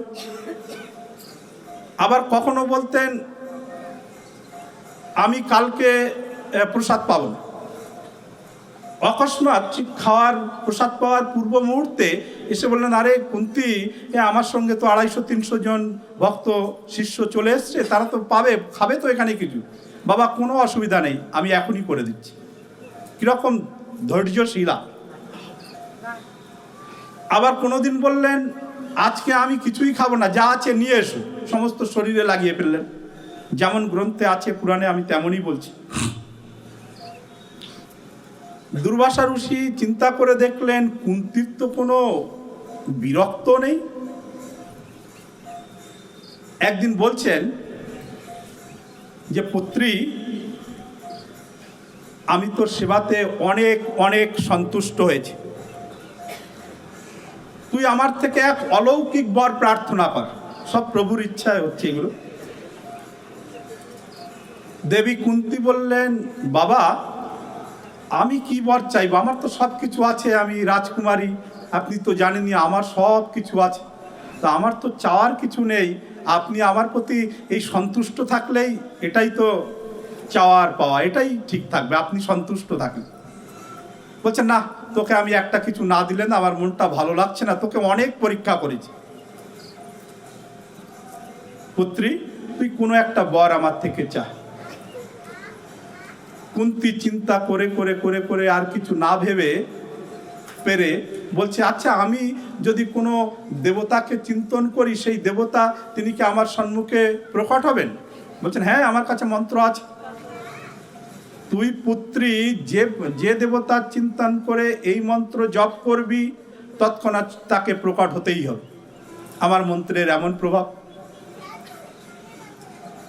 রাজকুমারী অল্প বয়স্কা, তিনি সেই মন্ত্র গ্রহণ করলেন এবং একান্তে নির্জনে বসে প্রাতকালে সূর্যদেব উদিত হলে পর সূর্যনারায়ণের চিন্তা করলেন, সূর্যনারায়ণ প্রকট হয়ে তাকে এক সন্তান দিয়ে চলে গেলেন। এবারে কুমারী কন্যার কাছে যদি একটা সন্তান এসে উপস্থিত হয় তাহলে একটা সমাজের ভয় থাকে। বাধ্যতামূলকভাবে বিপদে পড়ে সকলের সম্মান বাঁচানোর জন্য সমস্ত বেদনাকে হৃদয়ে চেপে রেখে তাকে গঙ্গার জলে ভাসিয়ে দিল। এবারে বিবাহ হলো মহারাজ পাণ্ডুর সাথে। মহারাজ পাণ্ডুর আবার রোগ ছিল, পাণ্ডু রোগ। পাণ্ডু রোগ মানে জন্ডিস বলা হয়। তার উপরে আবার ঋষি শাপাগ্রস্ত, সন্তান সন্ততি উৎপন্ন করতে গেলেই তার মৃত্যুকাল এসে উপস্থিত হবে। তার অসময়ে মৃত্যুও হয়ে গেল। আর এই দেবতাদের আবাহন করে সেই দুর্বাসা মুনির মন্ত্র প্রাপ্ত হয়ে তিনি 5টি সন্তানের জন্ম দিলেন এবং 2টি মাদ্রীকেও মন্ত্র দিয়েছিলেন, নকুল সহদেব উৎপন্ন হলেন ইত্যাদি। তারপরে পাণ্ডুর মৃত্যু হলো। ছোট ছোট 5 জন শিশুকে নিয়ে মাদ্রীও সহমৃতা হয়ে পাণ্ডুর সাথে চলে গেলেন। তাকে কত বিপদের মধ্যে থাকতে হয়েছে, সমস্ত শত্রুদের মধ্যে থাকতে হলো। কখনো বীজ দান, কখনো অগ্নিদান, কখনো ঋষি শাপ প্রাপ্ত হওয়ার জন্য উপক্রম ইত্যাদি ইত্যাদি। বনে বনে কাটালেন দিন। নিজের পত্নীকে পর্যন্ত, দ্রৌপদীকে পর্যন্ত লাঞ্ছিত হতে হলো। সব যে দুঃখ দেবী কুন্তির সহ্য করতে হয়েছে। কত কষ্টে মাদ্রীও চলে গিয়েছে, নিজ স্বামী পাণ্ডুও সেও পরলোক গমন করেছিল। তাহলে 5টি শিশুকে কিভাবে কত কষ্টে মানুষ করেছিল, তা আবার মহামহা শত্রু দুর্যোধন, দুঃশাসন আদির মধ্যে। এর থেকে কষ্টদায়ক, এর থেকে কষ্টযুক্ত ভাবে আপনারা কেউ নেই। বনে বনে খাওয়া নেই, থাকা নেই, বাসস্থান নেই, বনে বনে দিন কাটি। কত কষ্ট।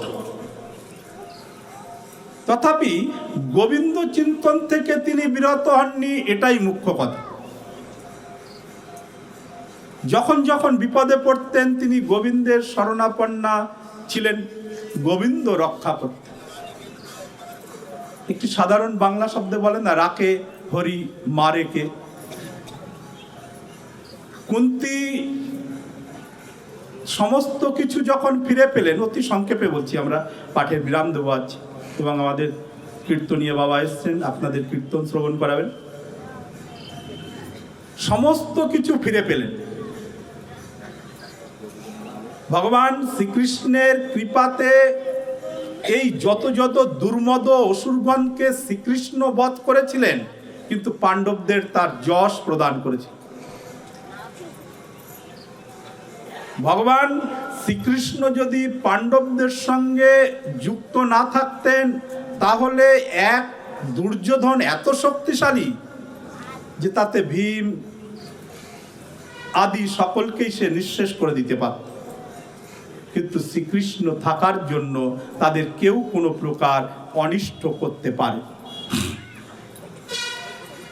ভগবান শ্রীকৃষ্ণ মহারাজ যুধিষ্ঠিরকে সম্রাট পদে স্থাপনা করে তিনি বহুকাল থাকার পর তিনি চলে যাচ্ছেন আপন রাজধানী দ্বারকাপুরীতে যাদবদের মধ্যে।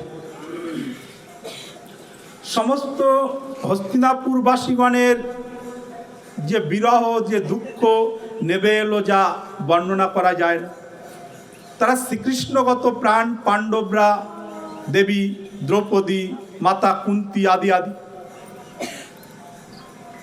তা যখন তিনি দ্বারকার উদ্দেশ্যে রওনা দিচ্ছেন, ঠিক সেই সময়েতে এমনকি তিনি রথে একটি পদ রেখেছেন আর একটি পদ রাখবেন।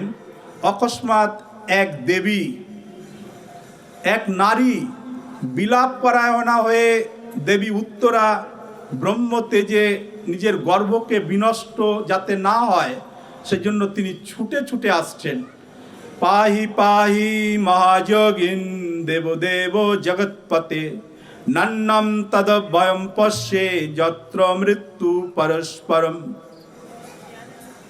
সেই দেবী তখন বলছেন পাহি পাহি, হে গোবিন্দ তুমি আমায় রক্ষা করো, তুমি আমায় রক্ষা করো। এক অগ্নিপিণ্ড সে আমার বংশজকে, আমার গর্ভস্থ শিশুকে হত্যা করার জন্য আমার পেছনে পেছনে আসছে। তা মায়েদের গর্ভে ভগবান তিনি তো অনেকবার জন্ম পরিগ্রহ করেছেন, কিন্তু এখন কি হলো, উত্তরা দেবী কি বলছেন, পাহি পাহি মহাযোগিন দেবদেব জগৎপতে নন্নম তদভয়ম পশ্যে যত্র মৃত্যু পরস্পরম। দেবী উত্তরা তিনি বলছেন, হে ভগবান, হে প্রভু, তুমি আমাকে রক্ষা করো। এই বিশ্ব ব্রহ্মাণ্ডে তুমি ব্যতিরেকে রক্ষাকর্তাই দ্বিতীয় কেউ নেই। ভগবান তাকে রক্ষা করলেন, নিজেই উত্তরার গর্ভ মধ্যে প্রবিষ্ট হয়ে গর্ভকে রক্ষা করলেন বা পরীক্ষিতকে পুনঃ প্রাণ দান করলেন। সেদিন শ্রীকৃষ্ণের আর যাওয়া হলো না। মাতা কুন্তী দুটো হাত ধরে নিয়ে তিনি যাচ্ছেন। মাতা কুন্তী শুধু প্রণাম করছেন, নমস্যে পুরুষম তদ্যমীশ্বরম প্রকৃতে পরম অলক্ষ্যম সর্বভূতানাম অন্তর্বহিরবস্থিতম। তিনি বারবার প্রণাম জানাচ্ছেন শ্রীকৃষ্ণকে। বারবার প্রণাম যখন জানাচ্ছেন, আবার বলছেন পুনঃ পুনঃ 26টি শ্লোকের দ্বারা স্তুতি করেছেন দেবী কুন্তী। কৃষ্ণায় বাসুদেবায় দেবকী নন্দনায় চ নন্দ গোপ কুমারায় গোবিন্দায় নমো নমঃ। 26টি শ্লোক তো আমরা শ্রবণ করতে পারবো না, সময় সংক্ষেপ, 2টি শ্লোক শ্রবণ করলাম। তা বারংবার মাতা কুন্তী শ্রীকৃষ্ণের স্তুতি করছেন আর বলছেন, হে কৃষ্ণ, হে ভগবান, তোমাকে আমি কি করে চিনব? আমি এক অবলা নারী, আমি তোমার কি করে স্তব করব, কি করে স্তুতি করব? তাই আমি শুধু তোমাকে নমস্কার করি। মাতা কুন্তীর হাত দুটোকে ধরে শ্রীকৃষ্ণ ভেতরে নিয়ে যাচ্ছেন আর বলছেন, পিসিমা, পিসি সম্বন্ধ, পিসিমা তুমি আমাকে ভগবান বলে বলছো? আমি তো তোমার ভ্রাতুষ্পুত্র, তোমার ভাইয়ের ছেলে, তুমি তো আমার মা, তুমি আমার মায়ের তুল্যা, সুতরাং তুমি আমাকে স্তব স্তুতি করলে আমার অপরাধ হবে না? বলছেন, হে কেশব, হে মাধব, তুমি আমাকে এই মায়ার বন্ধনে জড়িয়ে কেন দিচ্ছ?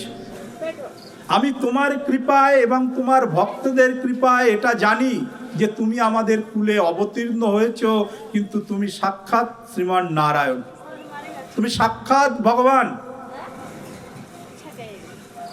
তুমি আমার সঙ্গে এই প্রকার ছলনা করো না। ভগবান শ্রীকৃষ্ণ নিজ পিসি মা কুন্তী দেবীকে ধরে তিনি ভেতরে প্রবেশ করলে পর বসেছেন। তখনও শ্রীকৃষ্ণ এবং মাতা কুন্তী একটি সিংহাসনে বসে শ্রীকৃষ্ণ মাতা কুন্তীর হাত দুটোকে ধরে বলছেন, পিসিমা, তুমি যখন জানতেই পেরেছ আমি ভগবান, তুমি আমার থেকে একটা কিছু চাও। দেখুন, চাওয়ার কথা যে হচ্ছে, পিসিমা দেবী কুন্তী তিনি মুক্ত কণ্ঠে রোদন করতে লাগলেন,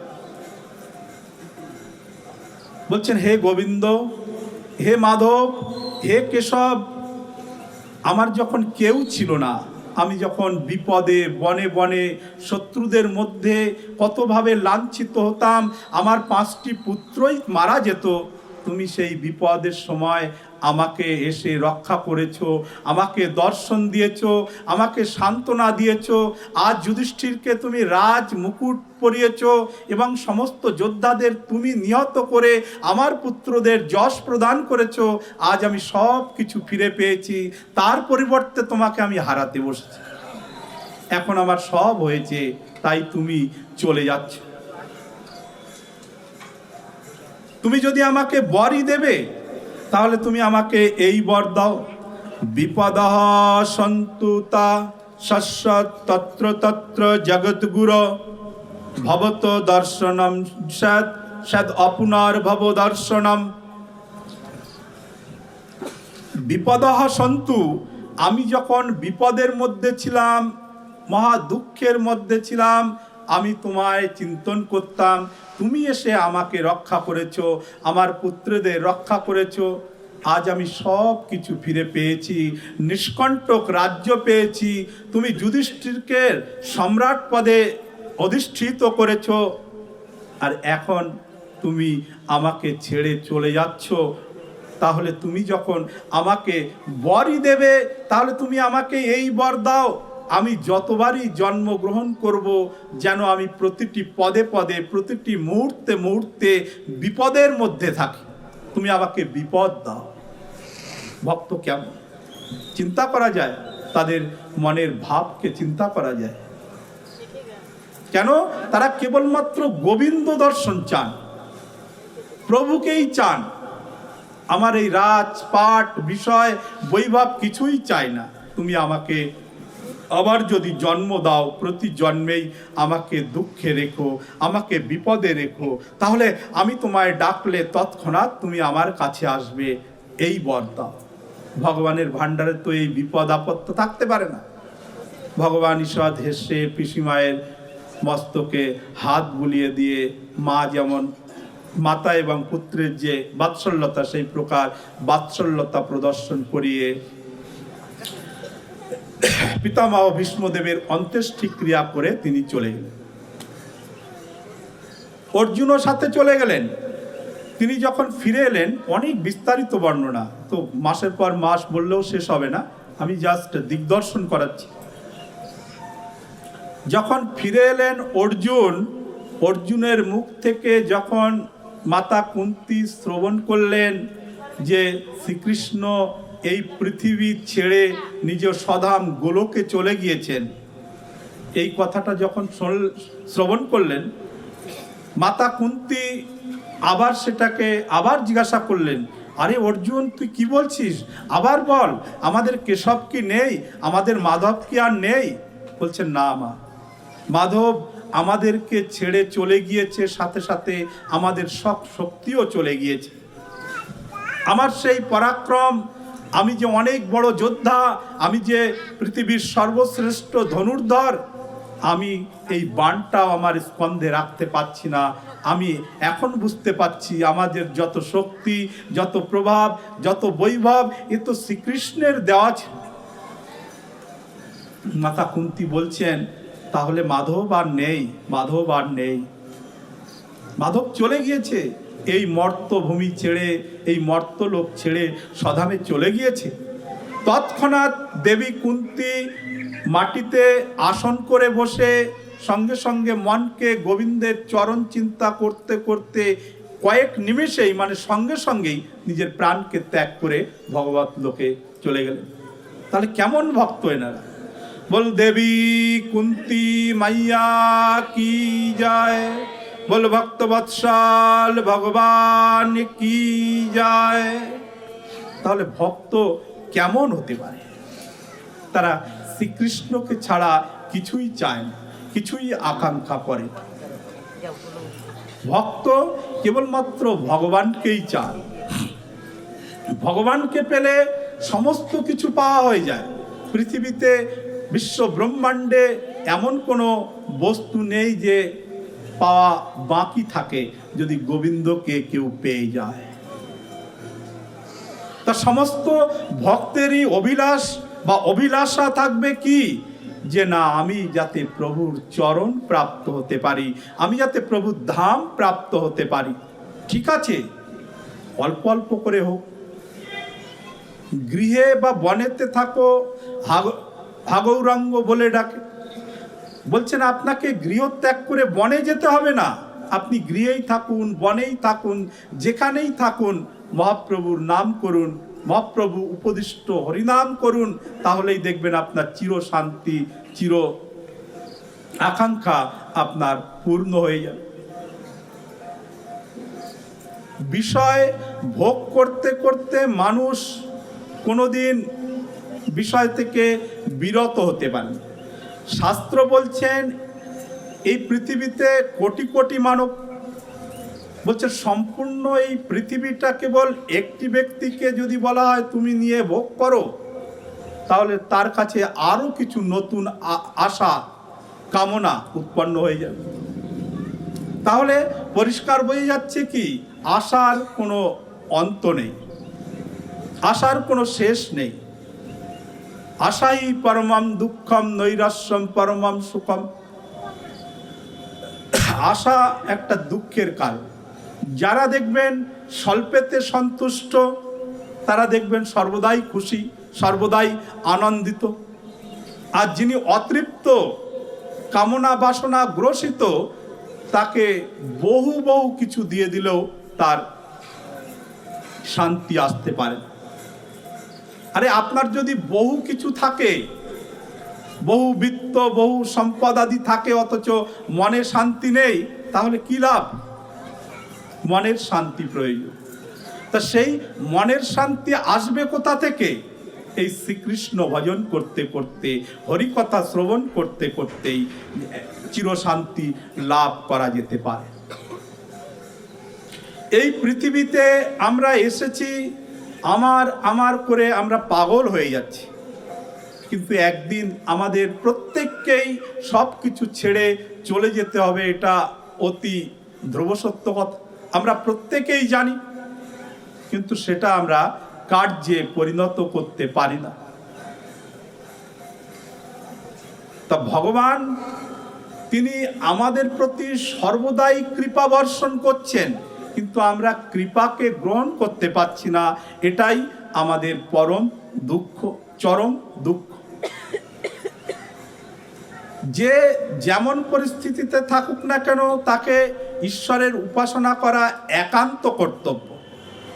ভগবানের লীলা কথা শ্রবণ করা, চিন্তন করা, কীর্তন করা, এটা মানবকে পরম আনন্দ, শান্তি দিয়ে অন্তিমে ভগবত লোকে নিয়ে চলে যায়। এই যে আমরা মনুষ্য শরীর প্রাপ্ত হয়েছি, আমরা এটাকে হেলায় কাটাচ্ছি, হেলাতে কাটিয়ে দিচ্ছি। আমাদের রূপ, গুণে, অর্থের আকর্ষণে আমরা মানুষকে মানুষ বলে মনে করছি, যা ইচ্ছা তাই করছি, কিন্তু তা নয়। এই মনুষ্য জন্ম এবং পশুপক্ষী আরও বিভিন্ন প্রকারের জন্ম আছে, তার মধ্যে মনুষ্য জন্মের তো কিছু বৈশিষ্ট্যতা আছে। আমাদের মধ্যে ভগবান দিব্য চেতনা দিয়েছে, বিবেক অবিবেক কি এটা বোঝার জন্য আমাদের মধ্যে শক্তি দিয়েছে। সেই বোধ দিয়ে, বিবেক দিয়ে ঈশ্বরের উপাসনা করতে হবে। ইহ জগতের মানুষ দেখুন না, যে যার সংস্কার অনুসারে জন্মগ্রহণ করেছে, কেউ খেতে পায় না, কত কাজকর্ম করছে, দুবেলা দুমুঠো অন্ন জোগাড় করতে পারে না। আবার কেউ খাচ্ছে দাচ্ছে, বেশ ভালোই আছে। আবার যাদের অর্থ আছে, তাদের প্রচুর অর্থ আছে। ভগবান কিন্তু কাউকে দরিদ্র করে পাঠান না। দরিদ্র আমরা হয়ে যাই কেন? নিজেদের সংস্কার বশত। এই পৃথিবীতে যত দরিদ্র দেখা যায়, শাস্ত্র বলছেন তারা কোনো এক সময় অনেক ধনাঢ্য ছিল, কিন্তু তারা না করেছিল কোনো পুণ্যকর্ম, না করেছিল কোনো ধর্মকর্ম, না করেছিল কোনো সাধু গুরু বৈষ্ণবের সেবা, না করেছিল ভাগবতের সেবা, না করেছিল কোনো সামাজিক অনুষ্ঠান, না করেছিল কোনো দরিদ্রকে সহযোগ। সুতরাং তারা কালে কালে জন্মে জন্মে তারা দরিদ্র হয়ে যায়। যারা ধর্মকর্ম করে মনুষ্য শরীর প্রাপ্ত হলেও তাদের ধন সম্পত্তি কমে যায় না। ভগবান নিজ মুখে বলছেন, হে উদ্ধব, মানব, দেখুন একই মানব, কেউ দেখতে কত সুন্দর, কেউ কত সুন্দরী, আবার কেউ কত অসুন্দর, কেউ কত অসুন্দরী। কারো দিব্য শরীর, কারো দেখবেন পঙ্গু শরীর। তো ভগবান বলছেন যারা দেখতে অতি সুন্দর হয়, অতি সুন্দরী হয়, আবার অনেক ধন সম্পত্তিও আছে, আমার প্রতি, ভগবানের প্রতি এবং ভগবানের ভক্তদের প্রতি, সাধুগুরু বৈষ্ণবের প্রতি প্রীতি আছে, হে উদ্ধব জানবে আমার কৃপা তাদের প্রতি বর্ষিত হচ্ছে বলেই তাদের এই ভাবটা রয়েছে। অর্থকড়ি অনেকের আছে, কিন্তু দেখবেন তারা বিষয় বাসনাকে নিয়ে কেবল নিজের পরিবর্গকে নিয়ে তারা ব্যস্ত থাকে, না করে ধর্ম, না করে কর্ম, না করে ভাগবতের সেবা অর্থাৎ ভাগবত কথার আয়োজন। তারাই গিয়ে মহা দরিদ্র হয়ে জন্ম নেয়। তা যারা দেখতে সুন্দর, সুন্দরী অর্থাৎ সর্বাঙ্গ সুন্দর, ধনাঢ্য, গোবিন্দ সেবায় মন রয়েছে, গোবিন্দ সেবা করে, সাধুগুরু বৈষ্ণবের সেবা করে, তারা ভগবানের বিশেষ কৃপাপাত্র। অর্থ অনেকের আছে, কিন্তু কতজন ধর্মযাজন করছে এটাকে দেখতে হবে, এটাই সাথে যাবে। বৈষ্ণব ফিলোসফিতে বলা হয়েছে যে আমাদের মৃত্যুর পর আমাদের সঙ্গে এই যে সংস্কার মানে আপনি যে শুভ কর্মাদি করেছেন, ধর্মকর্ম করেছেন, তার যে ফল, সেই ফলটা আত্মার সাথে চলে গিয়ে আবার শরীর ধারণ করে, আবার জন্ম নেয়। তার যে সমস্ত শুভকর্ম করা থাকে তার সেই ফলটা আত্মার সাথে চলে যায়। তাহলে মূল কথা হচ্ছে আপনি যেমনই হন, যে কোনো স্টেজেই থাকুন, আপনাকে হরিভজন করা আপনার কর্তব্য। ভাবছেন কি অসুবিধা আছে, খাও দাও আর ঘুরে বেড়াও, আরে এটা কি কোনো লাইফ হলো? এই যে এত শিক্ষা, আগে পড়াশোনা করানো হতো কোথায়? গুরুগৃহে। কেন? সেখান থেকে ভদ্র হয়ে বেরিয়ে আসবে, সমস্ত শিক্ষা সেখান থেকে প্রাপ্ত হতো। আর আজকালকার পড়াশোনা কি? এখন বর্তমান বিটেক করেছি, এমটেক করেছি, কিন্তু তার অভিপ্রায় কি না কোথাও গিয়ে একটা চাকরের পোস্টে চাকরি করে কোনো প্রকারে খেয়ে দে আর বিষ্ঠা ত্যাগ করে জীবন শেষ। এটা কি কোনো লাইফ? সভ্যতা, ভদ্রতা, পিতামাতার প্রতি ভক্তি, সাধুগুরু বৈষ্ণবদের প্রতি ভক্তি, গোবিন্দের প্রতি ভক্তি, এই সংস্কারের সঙ্গে শিক্ষা থাকতে হবে। তা নাহলে খেয়ে দে জীবন কাটালাম, এটা কোনো লাইফ নয়। এটা তো যন্ত্রের মতো একটা কর্ম করা হচ্ছে। তাহলে মানুষ কোথায় হতে পারছে? আমাদেরকে যখন ভগবান মনুষ্য রূপে পাঠিয়েছে, আমাদের মধ্যে সেই সংস্কারকে তৈরি করতে হবে। অতি দুঃখের বিষয়, আমিও বাঙালি, সেই জন্য আমার বলতে সাহস হচ্ছে, অন্যান্য কাস্টের থেকে আমাদের বাঙালি একসময় তারা বড় বড় কবি ছিল, বড় বড় রাইটার ছিল, বড় বড় অনেক কিছুই ছিল, কিন্তু ধীরে ধীরে ধীরে আমরা যেন সেই ওয়েস্টার্ন কালচারকে ফলো করছি। আর যারা ওয়েস্টার্ন কান্ট্রিতে বাস করছে তারা সেই ওয়েস্টার্ন কালচারকে ছেড়ে ভারতীয় সভ্যতাকে গ্রহণ করছে, আর আমরা ভারতীয় সভ্যতাকে ত্যাগ করে ওয়েস্টার্ন কালচারকে গ্রহণ করছি। এটা আমাদের কত দুঃখের কথা। আজ সমস্ত বিদেশ থেকে সমস্ত ভক্তবৃন্দেরা এসে তারা পথে পথে নিতাই গৌরের নাম করে কীর্তন করে ঘুরে বেড়াচ্ছে, আর আমরা ভারতবাসী হয়ে আমরা তাদের প্রতি ক্রিটিসাইজ করছি। এটা আমাদের অতি দুর্ভাগ্যের কথা। এর থেকে দুর্ভাগ্য আর আমাদের হতেই পারে না।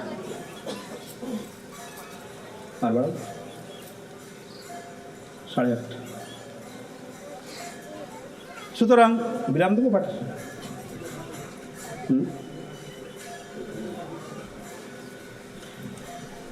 সুতরাং আজ সাত দিন ব্যাপী আমরা গোপীগীতকে লক্ষ্য করে, অর্থাৎ গোপীগীতের যে পূর্ণ বর্ণন সেটা আমরা মোটামুটি শ্রবণ করেছি, খুব বিস্তারিত বলা যায় না। তা আমরা বিশেষভাবে লক্ষ্য করেছি যে ভগবানের প্রতি গোপীদের কেমন ভক্তি। সেই ভক্তি তো ইহলোকে কারোরই হতে পারে না, কিন্তু আমাদের চেষ্টা থাকতে হবে যে আমরাও যাতে গোবিন্দের চরণে কিঞ্চিৎ ভক্তি করতে পারি, ভজন করতে পারি, সেদিকে আমাদের লক্ষ্য থাকবে। তা আমার তো কোনো বোধ নেই, কোনো বুদ্ধি নেই, আপনাদের সম্মুখে এই 7 দিন ব্যাপী কিঞ্চিৎ করে হরিকথা বর্ণনা করলাম। যদি ভুল ত্রুটি থাকে তাহলে আপনারা নিজ গুণে আমায় ক্ষমা করবেন। অধ্যকার দিনের পাঠের বিরাম এখানে দেওয়া হচ্ছে। আপনারা প্রত্যেকে ভাগবতের পূজন এবং যারা হয়তো ফুল আনতে পারেননি এখান থেকে একটু ফুল নিয়ে ভাগবতে দিয়ে দেবেন, এটাই প্রার্থনা। সাথে সাথে কীর্তন এবং আরতি এবং অদ্য শ্রী দেবেশ উপাধ্যায়জি অনেক সুন্দর কীর্তনিয়া, অনেক ভাবময় কীর্তন করে আমাদেরকে শ্রবণ করাবেন। সুতরাং আমি পাঠ এই জন্য একটু পূর্বেই ছেড়ে দিলাম, আপনারা এখানে অবস্থান করুন এবং সেই কীর্তন আনন্দ গ্রহণ করুন, এটাই প্রার্থনা। তাই এই ভাগবতীয় সভার আয়োজন শ্রী মধুসূদন মণ্ডলজি তিনি করেছেন পরিবারের সঙ্গে, এবং আরও ভক্তরা ওনাকে সহযোগ করেছেন, এবং এই ভাগবত কথার অনুষ্ঠান মুখ্য রূপে শ্রী মধুসূদনজি তার মাধ্যম থেকেই হয়েছে। আমরা প্রার্থনা করি যাতে ওনারও কৃষ্ণভক্তি তো আছেই, আরও ভক্তি বর্ধিত হোক, এবং ওনার পিতা স্বর্গীয় লক্ষ্মীনারায়ণ মণ্ডল এবং মাতা স্বর্গীয়া মায়ারানী মণ্ডল তাদের আত্মার মঙ্গল কামনা করে আমরা হরিকথার বিরাম এখানেই দিলাম। জয় জয় শ্রী রাধে শ্যাম।